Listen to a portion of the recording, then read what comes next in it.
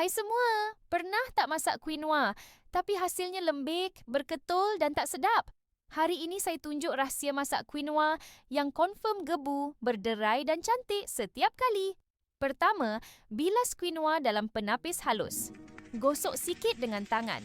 Langkah ni wajib untuk buang saponin. Lapisan semula jadi yang buat quinoa rasa pahit atau macam sabun. Bilas sampai air jernih. Okey. Seterusnya, tips ekstra.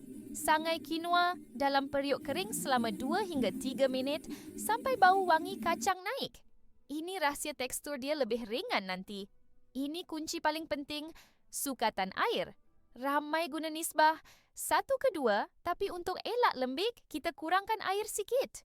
Guna formula ni, 1 cawan quinoa dengan 1/3 suku cawan.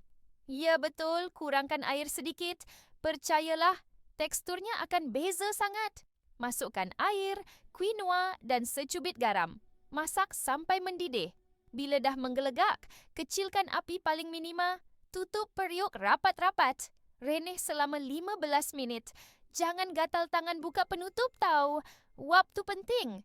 Cukup masa tutup api. Tapi, tunggu dulu. Biarkan periuk tertutup 5 minit lagi. Bagi wap terakhir, mekarkan biji quinoa tu. Lepas tu, baru gemburkan guna garpu.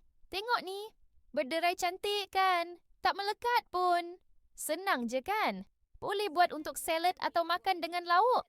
Cuba tips sukatan air tadi dan komen kat bawah. Jadi tak? Selamat mencuba!